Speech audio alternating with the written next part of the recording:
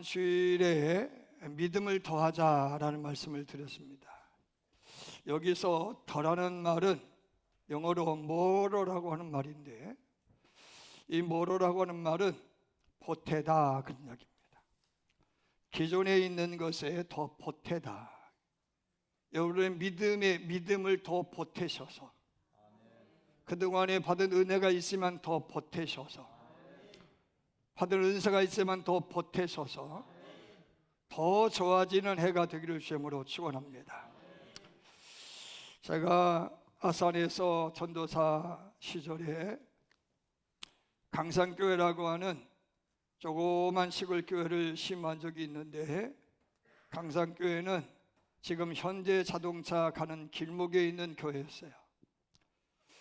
그 교회는 아직 현대자동차가 무슨 큰 회사가 온다라는 소식만 있었지 기미도 없는 그런 때에 제가 그걸 목회를 했는데, 주택은 스레트 주택으로 그래도 잘 져서 살만한데 교회가 물이 새고 여간 불편하지 않는 거예요.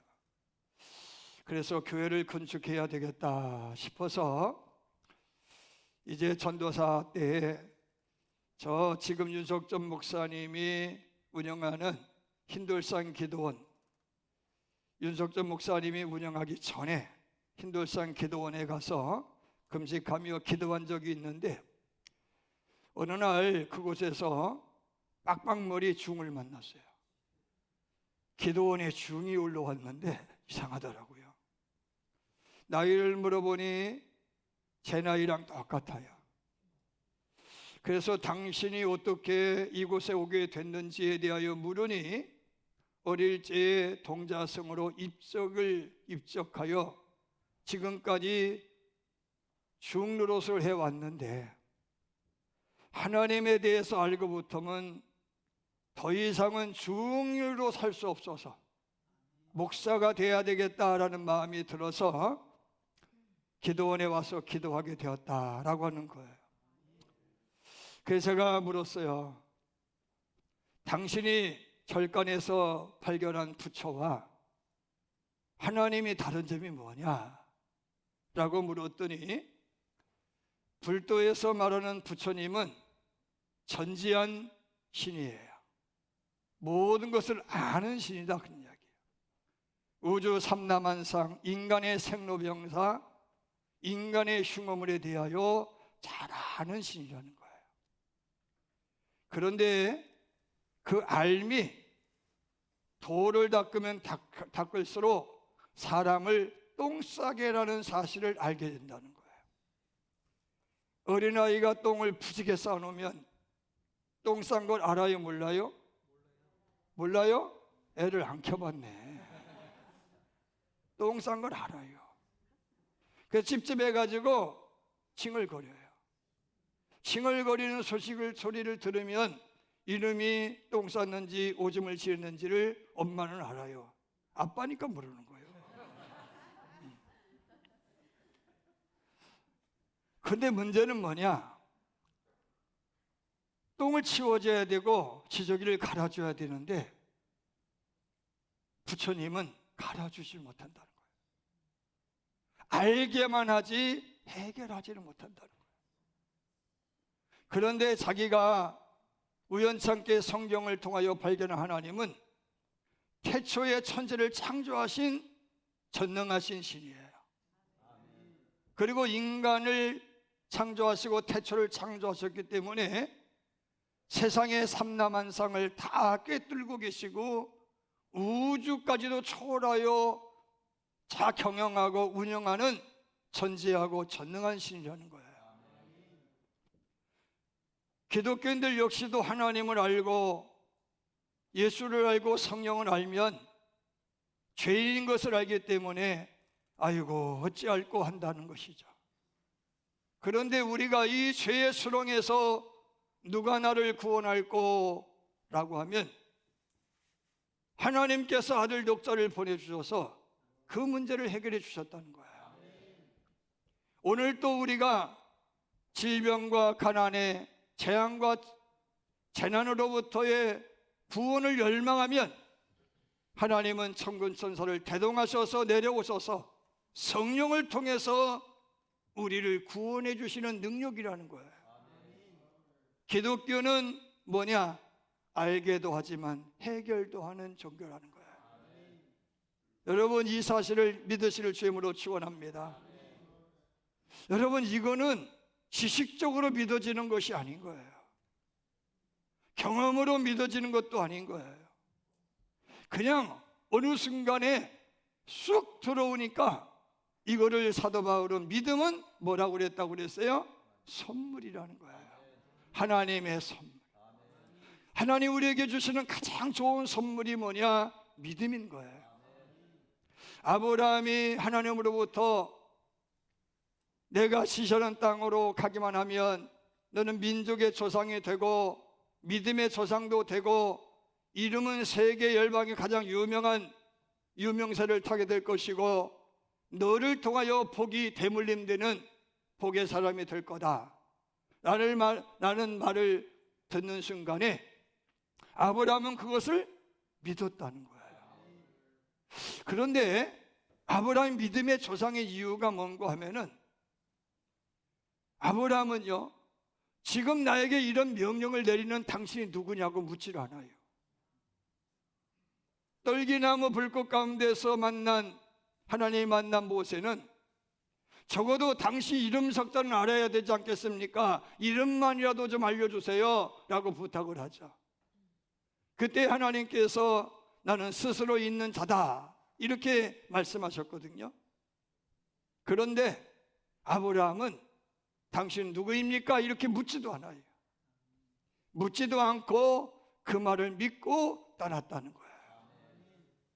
하지만 그가 믿음을 가졌지만은 하나님이 원하시는 그곳에 정착했지만 가데스 바네아라고 하는 곳에 정착을 했지만 흉년이 드는 고로 인하여서 애굽으로 내려갔다가 창피당하고 다시 올라오게 되죠.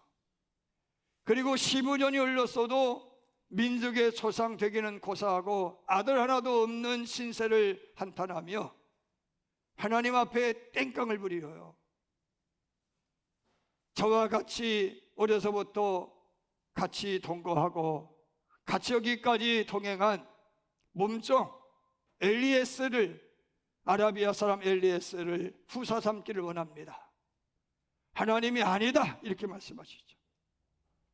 그래서 고개를 푹 숙이고 알았어요 했지만은 그 아멘이 오래가지 못하고 하갈로 인하여서 이스마엘을 출생하고 이스마엘로 후사를 삼으려고 해요. 그래도 하나님은 아니라고 그러잖아요. 그때 아브라함이 떼를 쓰는 거예요. 아니긴 뭐가 아니에요. 하지만 하나님이 내년 이맘때 아들이 있을 것이다 라고 하는 말을 사라는요 비웃었다라고 성경은 말씀하고 있어요. 그런데 그 천사의 말대로 그 사람의 말대로 1년이 지는 어느 날 떡두꺼비 같은 이삭을 낳은 줄로 믿습니다. 그때 아브라함은 깨닫는 거예요. 죽은 자 같았던 내 몸에서 아들을 생산케 하신 하나님이라면 내 아들을 죽였다가도 살리실 줄로 믿습니다. 그래서 모리아산에 아들 독자를 갖다 바치라는 그 명령에 순종할 수 있었던 것이죠. 아들 독자까지 드릴 수 있는 믿음, 생산력이 없는 여자로서 월경이 끊어지고 남자로서 씨를 생산할 수 없는 그런 생식 능력이 떨어진 나에게 아들 주신 하나님이라면 아들을 죽였다가도 살리시지 않겠는고 라는 믿음으로 모리아산에 아들을 드렸을 때에 하나님은요 내 믿음이 진짜구나 라고 인정해 줬다는 거예요. 그로부터 아브라함의 일생은요 복의 일생이 된 줄로 믿어지면 아멘 하시길 바랍니다. 문제는요 아브라함의 믿음이 어떻게 생겨나는지 성경은 설명하고 있지 않아요. 아브라함의 믿음은 뜬금없이 그냥 믿어진 거예요. 웨슬레 목사님 역시도 자기가 도 닦는 도인처럼 말씀에 순복하고 하나님의 말씀을, 거룩한 말씀을 알고 경건을 실천하는 사람이었지만 세상에 공짜가 어디 있어?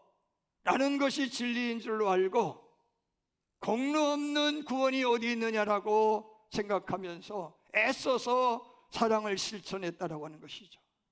구제를 실천하고 모범을 보인 줄로 믿습니다. 그럼에도 불구하고요, 태평양을 넘어서 저 조지아 선교사로 가는 태평양 한가운데서 만난 풍랑 앞에 모라비안 교도들 어린아이도 죽음을 두려워하지 않냐고 가판 위에 올라와서 찬양하고 하나님을 향하여 노래하는데 자기는 뱀이창에 들어가서 살려주이소라고 부탁을 했다는 거예요. 내 신세는 그럼에도 불구하고 모라비안 교도들은요, 가판에 올라와서 찬양하는 모습 보고 평신도 지도자들에게 물어요. 무섭지 않나요? 무섭지 않아요. 하나님이 함께 하시는데요. 부녀자들은요, 부녀자들도 안 무서워요. 어린아이는요, 어린아이도 무서워하지 않아요. 왜? 생사를 주 앞에 맡겼기 때문인 거예요. 부활을 믿었기 때문이고 구원을 확신했기 때문에 믿으시길 바랍니다. 그래서 웨슬레는요, 참 희한한 사람들이 다 있네, 그런 마음을 가지고 조지아주에 선교사로 갔다가 홉키라고 하는 여인을 만나서 사랑을 나누고 약혼식까지 했는데 파혼을 당하고, 그 파혼 당하고 화딱지가 나서 그 오라비들에게 성찬을 안 줘요. 왜? 감정이 상해가지고 성찬을 안 나눠준 거예요. 그러니까 목사가 성찬을 안 주니까 그 오라비들이 고소를 해요. 고소해가지고 이제 판사에 의하여서 구속영장이 떨어지는 거야. 그러니까 웨슬레가 야밤도주합니다. 야밤도주할 때 이야기를 들어보면요, 늪에 빠져서 죽을 고생을 해요. 간신히 구사일생으로 영국에 돌아오는 거예요. 이렇게 일기에 기록해요. 나는 남을 구원하러 저 멀리 조지아까지 갔는데 누가 나를 구원할 것인가 고민하는 웨슬레가 되었어요. 그러다가 1738년 5월 24일 날 저녁 8시 45분경에 평신도 지도자들이 올더스 가까이에서 읽는 의인은 믿음으로 말미암아 살리라. 믿음은 믿음으로 믿음이 이루어진다는 거예요. 합시다. 믿음은 믿음으로 이루어진다. 이 사실에 대하여 들려진 말씀이 믿게 되었다라고 합니다. 뜨거워졌다, 믿게 됐다는 거예요. 이유를 알 수 없는데 믿음이 들어왔다는 거예요. 아멘. 그렇기 때문에 믿음은 하나님의 선물이라는 거예요. 여러분에게 믿음이 있기를 주님으로 축원합니다. 여러분, 우리가 살면서 지금까지 지내온 것 주의 크신 은혜라. 여러분 찬양하잖아요. 고백하잖아요. 하나님의 은혜인 것을 어떻게 알아요? 고백하는 거예요. 믿어지기 때문에 찬송하고 고백하는 거예요. 여러분, 그런 믿음이 환경을 초월하여 죽고 사는 문제를 떠나서 그 믿음이 견고해져야 된다는 거예요. 어제의 믿음이 오늘의 믿음, 오늘의 믿음이 내일의 믿음이 돼야 돼. 제자들은 예수님을 통하여서 각종 기적, 이적, 표적, 죽은 자가 살아나기도 하고 물이 포도주가 되기도 하고 떡불림을 통하여서 오병여, 사병여의 기적으로 배불리 먹기도 했지만 예수의 부활을 예고했지만 예수의 부활을 믿지를 못해요. 예수를 만났지만은 내가 주를 만났다는 말도 믿지 못해요. 도마는요, 상처에 내가 손을 넣어보기 전에 못 믿겠다고 그래요. 그래서 확인을 했어도 그 믿음이 영원하지 못하고 나는 고기나 잡아먹고 살려 그러면서 디베랴 바닷가로 꽁지 빠지게 도망을 가요.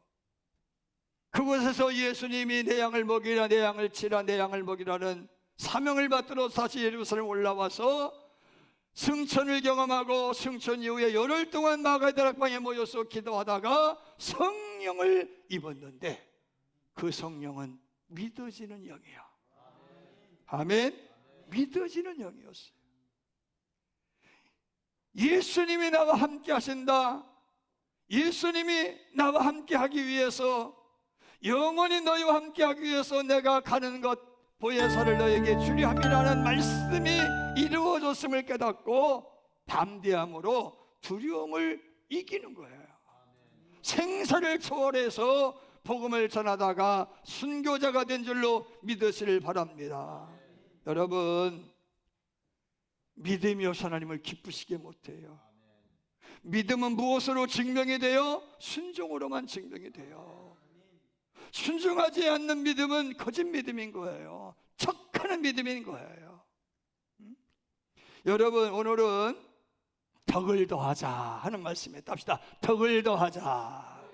뭐를 더하자고요? 제가 덕을 더하자라는 생각을 하고 월요일 새벽에 눈을 떴어요. 덕을 더하자.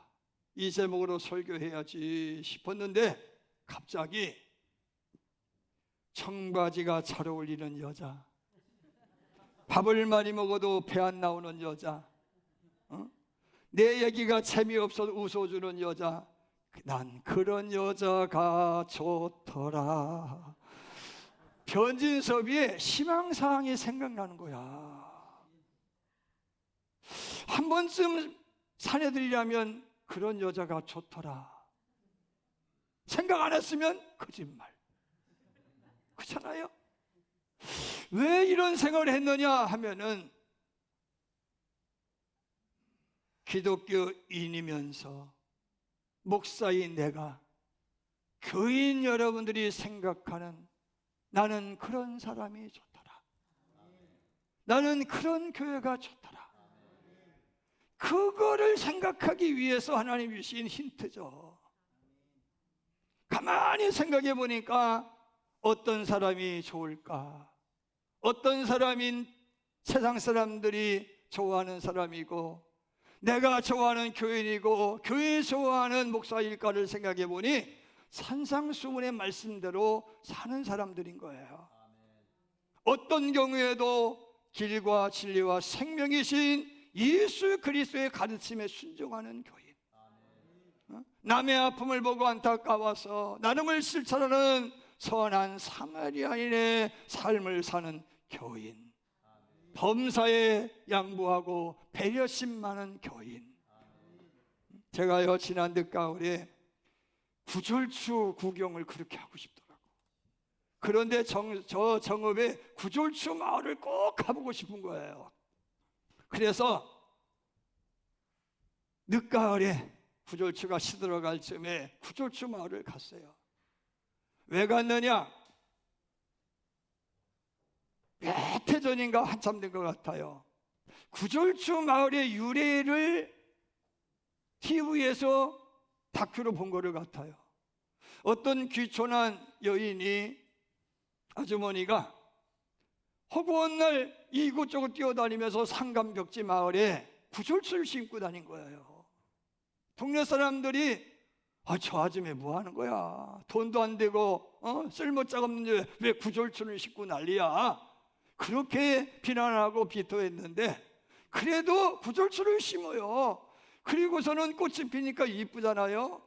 그런데 그 구졸추를 가지고 비누 만들어 팔고 그 다음에 염색해서 팔고 등등하면서 돈벌이가 되는 거요. 그걸 보고 동네 사람들이 야, 우리도 구졸추 심자. 그래서 하나 둘 심기 시작한 게 구졸추 마을이 됐다는 거예요. 여러분, 저는 그 마을에 꼭 가보고 싶었던 게 그거예요. 한 여인이 구졸추를 심는 모습, 그 구졸추를 통해서 자기의 소득이 증대되어지고 삶이 아름다워지는 모습을 보고 감동받은 마을 주민들이 공동체를 이루어서 지금은 합심해서 같이 심고 같이 거두고 만들어서 모든 소득을 분배하는 가장 대한민국에서 모범적인 마을, 아름다운 마을, 1년에 30만 명의 관광객이 오가는 마을이 있다는 거예요. 그렇다면은 진리이신 예수를 믿고 성경의 진리를 믿는 우리는 하나님의 사랑과 예수의 희생과 성령님의 통역을 믿는 우리는 우리를 보고 어떤 공동체를 만들어야 되겠느냐 하는 말씀인 거예요. 내가 보기에도 좋고 남이 보기에도 좋은 덕이 있는 신앙 공동체여야 되지 않겠어요? 그래서 저는요, 생명 나눔 그리고 축복의 공동체라는 그런 표현을 제 마음에 품은 거예요. 사랑하는 여러분, 세상은요 덕스러운 사람을 좋아해요. 베드로 전서 2장 9절에 보면은 베드로가 이렇게 말을 해요. 그러나 너희는 택하신 족속이요 왕같은 세상들이요 거룩한 나라요 그의 소유가 된 백성이니 이는 너희를 어두운 데서 불러내어 그의 기이한 빛에 들어가게 하신 이의 아름다운 덕을 선포하게 하려 하심이라. 답시다. 아름다운 덕. 아름다운 덕. 그 아름다운 덕이 무엇일까를 찾아보니 로마서 12장 2절 우리 각 사람이 이웃을 기쁘게 하되 선을 이루고 덕을 세우도록 할지니라 라는 말씀을 유추해 보니까 아름다운 덕은 이웃을 기쁘게 하는 선이라는 거예요.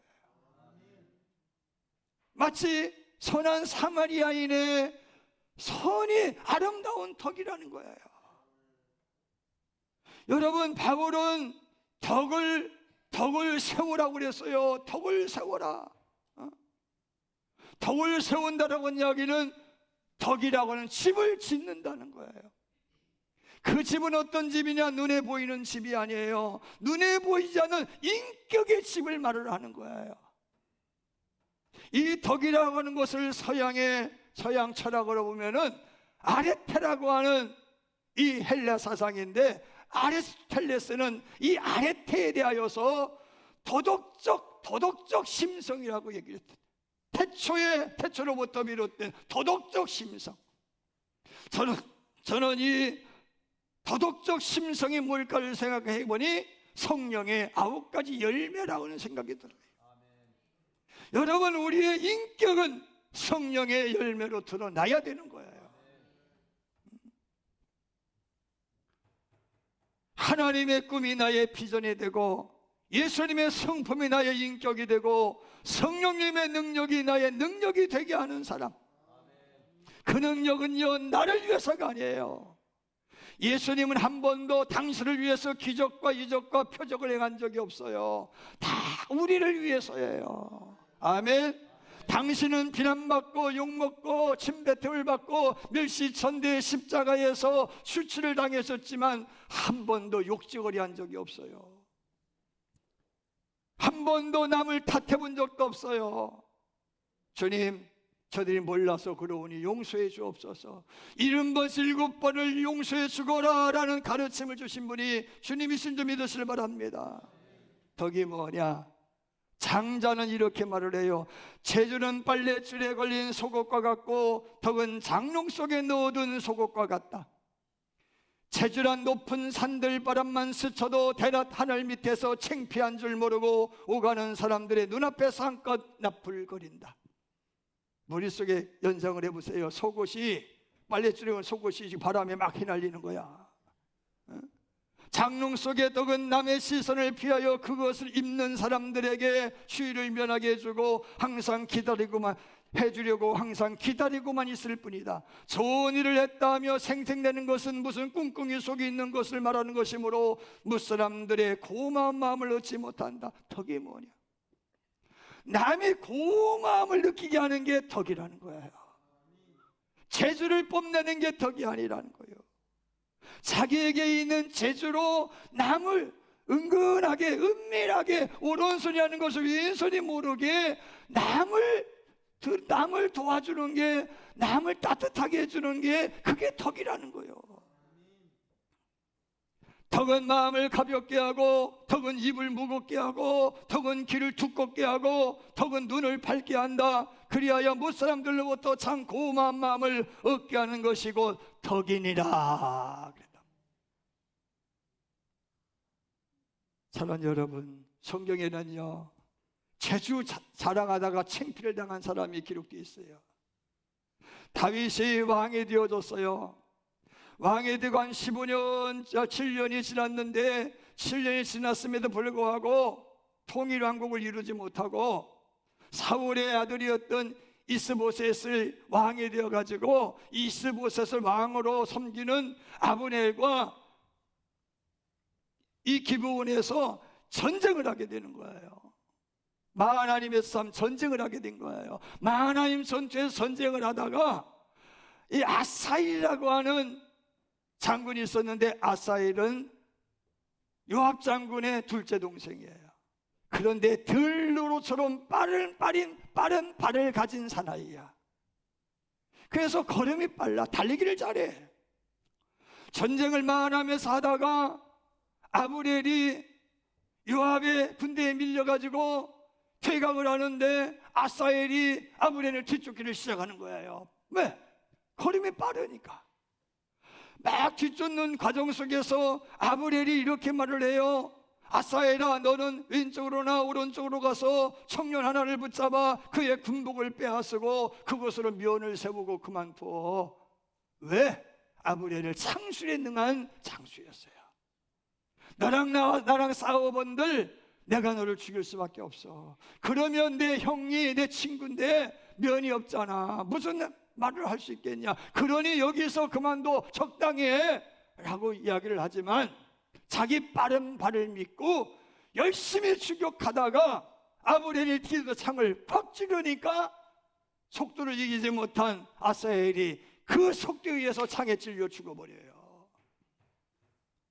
무엇을 향해 뛰는지도 모르고 대책 없이 달리기만 잘했던 아사엘은 성경에 그렇게 사라지고 말아요.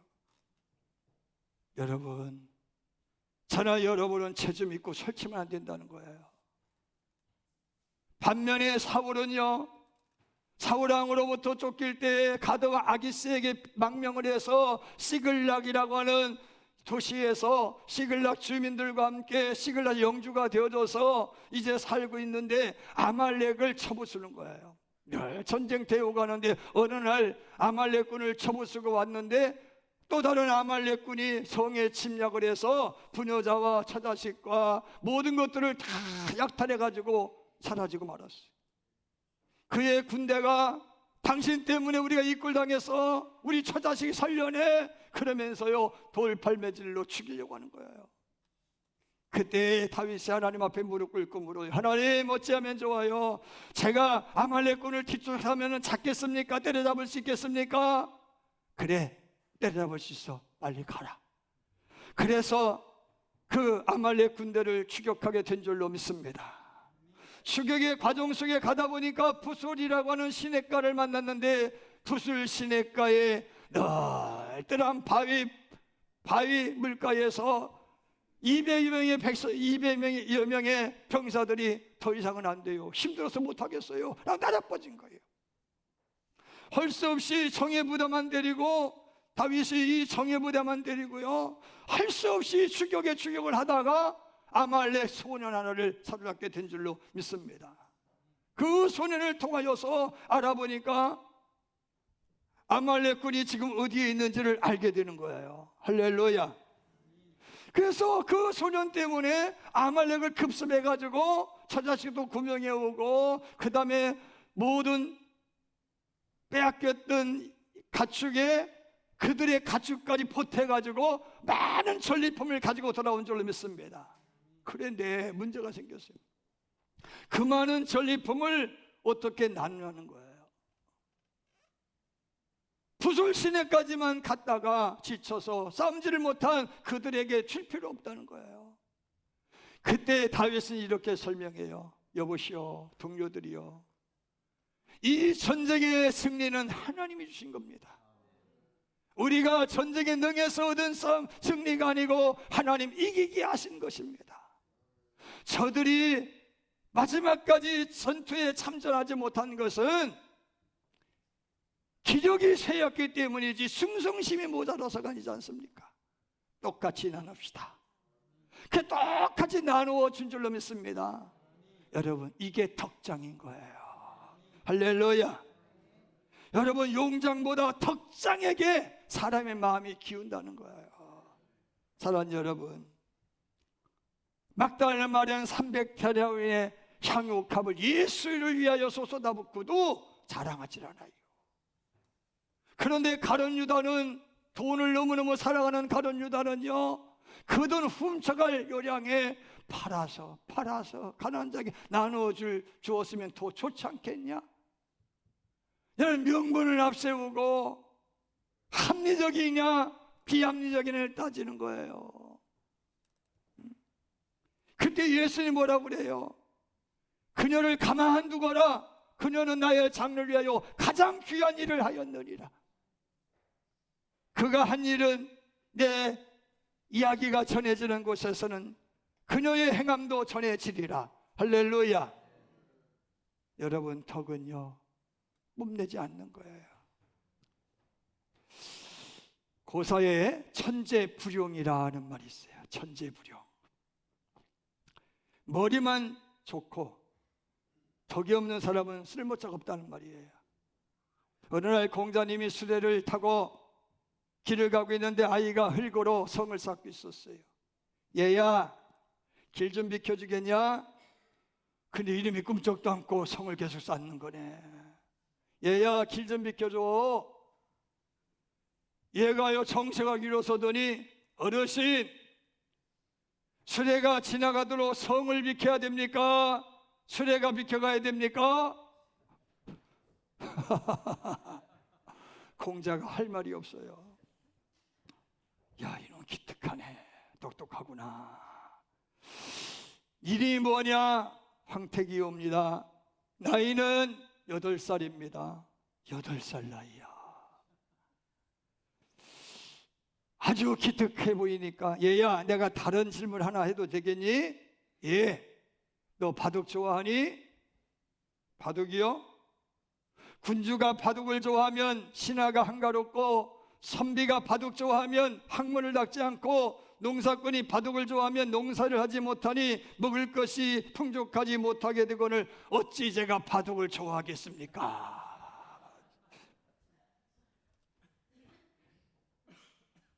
이에 놀란 공자님이 한 번 더 물어요. 한 가지만 더 물어도 되겠냐? 예, 물어보세요. 자식을 못 낳는 아비는 아비는 누구냐? 허수아비입니다.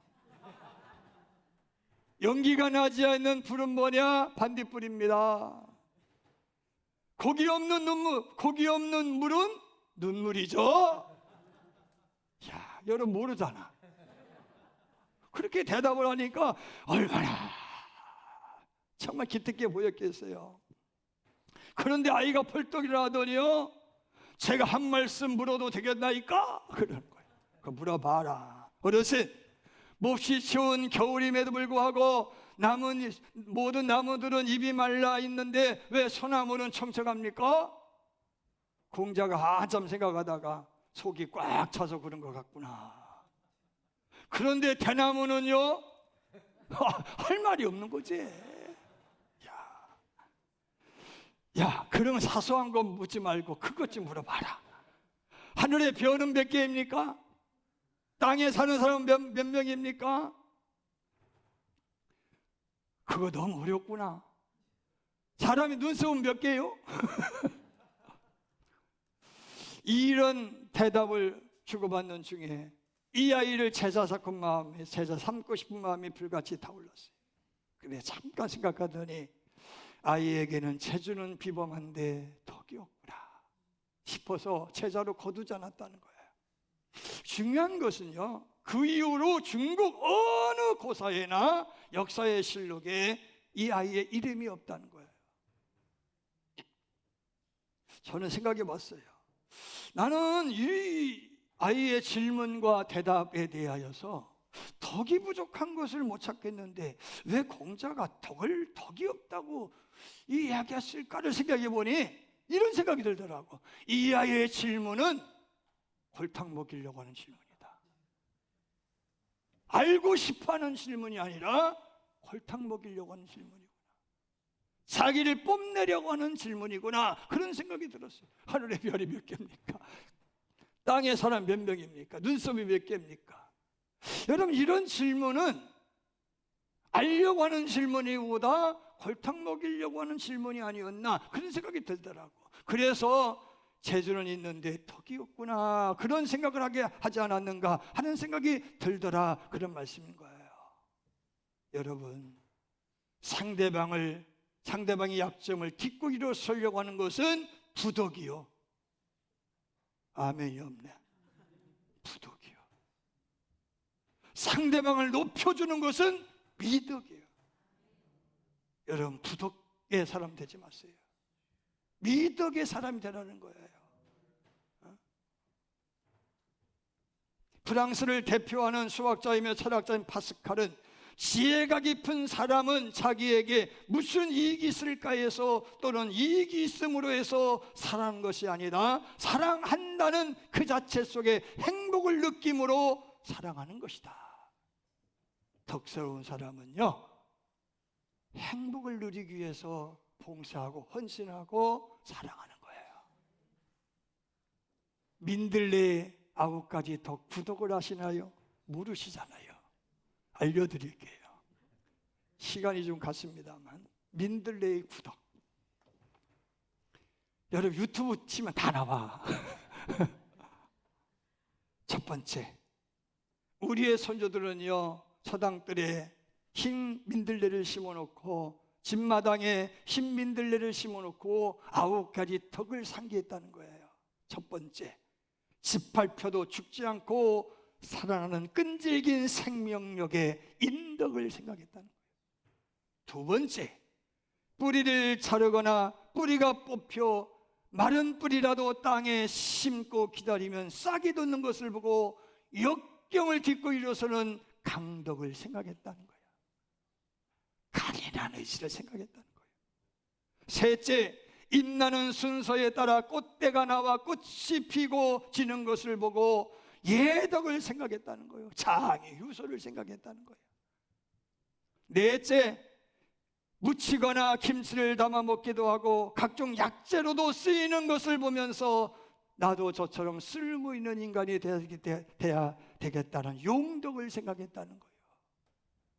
다섯 번째, 흰 민들레꽃에는 꿀이 많아 벌과 나비가 찾아오면 꿀을 나누어 주는 나눔의 미덕을 보고 인정의 덕을 생각했다. 여섯 번째, 흰 민들레의 잎이나 줄기가 상처가 나면 적과 같이 하얀 빛에 물이 나오는 것을 보고 어머니의 자비로운 자애스러운 사랑, 자애의 덕을 생각했다. 일곱 번째, 흰민들레가 흰머리를 검게 해주는 희춘 약재로 쓰이는 것을 보고는 효의 덕을 상기했고, 여덟 번째, 민들레 즙이 종기를 치료하며 아픈 사람의 병을 낫게 하는 것을 보고 인술의 덕을 생각했고, 아홉 번째, 씨앗이 낙하산처럼 바람 타고 멀리 낯선 곳에 가더라도 잘 적응하며 자라는 것을 보면서 자립정신, 자주성가의 의지, 자립의 덕을 생각했다는 거예요. 여러분, 우리 조상님들은 흰 민들레를 보고도 9가지 덕을 생각했는데, 예수 믿는 여러분들은 예수를 통해, 십자가를 통해 무슨 덕을 생각하시나요? 베드로는 아름다운 덕을 선전하게 하려 충성하시기 바랍니다. 그리스도의 미덕은 충성인 거예요. 할렐루야. 경건하고 거룩한 거예요. 끝까지 사랑하는 거예요. 나눔을 실천하는 것을 믿으시길 바랍니다. 탕자의 아버지 탕부처럼 밤마다 문 열어놓고 마음 졸이시며 나간 자식 돌아오기를 기다리는 부모의 덕을 기리기를 바랍니다. 고린도전서 13장 사랑장의 말씀, 사랑의 덕을 실천하기를 주님으로 축원합니다. 성경은요, 유독한 여자는 총명을 얻는다고 그랬어요. 유독이라 덕이 있는 여자, 자유로운 여자, 긍휼을 베푸는 리브와 같은 여자. 여러분, 그런 여인에게는 총명을 얻는다. 존귀하게 되고 명예롭게 되고 영광스러워지는데 무겁다. 종명이란 말은 무겁다. 빼앗기지 않는다는 거예요. 아멘. 천박하지 않기 때문에 빼앗기지 않는다는 거예요. 저는요, 유독한 여자가 성모 마리아라는 생각이 들어요. 계집정이 오나 주의 뜻이 이루어지기를 원하나이다. 이게 유독한 여자죠. 그런 점에서 오늘 당회를 통해 직분과 사명을 부여받는 여러분 모두는 믿음의 덕을 더하고자 충성하고 겸손하고 희생하고 사랑하되 용서하고 차별과 편견의 벽을 허물고 여러분의 언어가 예수의 언어가 되고 여러분의 악센트가 예수의 악센트가 되고, 그래서 신경질 좀 부리지 말고 부드러움으로 하나님의 교회를 세워가는 저와 여러분들을 주님으로 축원합니다.